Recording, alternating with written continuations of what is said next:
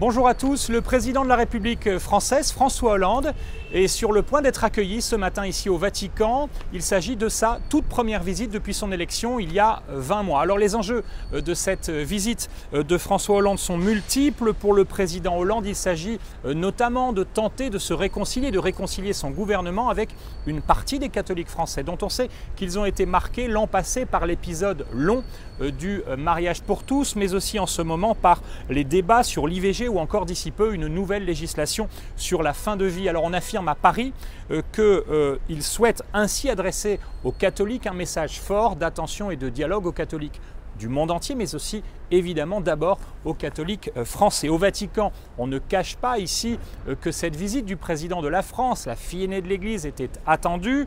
Si les désaccords ne devraient pas être dévoilés sur la place publique, ils sont connus. Surtout, on sait qu'ils tournent autour des questions de société. On s'attend à une convergence de vues sur la nécessité de mettre fin au conflit syrien, mais peut-être pas sur les méthodes. Lorsqu'on se souvient qu'en septembre dernier, François Hollande prônait une intervention militaire et que le pape, au même moment, lui, invitait le monde à prier, à jeûner pour la paix en Syrie, mais surtout invitait à cesser toute violence en mettant en avant une solution négociée. Mais il y a bien des sujets sur lesquels Rome et Paris vont s'entendre au cours de cette visite, parmi lesquels la protection de l'environnement, la lutte contre la pauvreté, les migrants ou encore la situation délicate de nombreux chrétiens d'Orient. Au programme de cette visite, d'abord, un entretien privé entre les deux François, puis la présentation au pape de la délégation française. On y trouve dans cette délégation d'abord le ministre de l'Intérieur, Manuel Valls, un poids lourd du gouvernement qui est aussi en charge, on le sait, des cultes, et puis aussi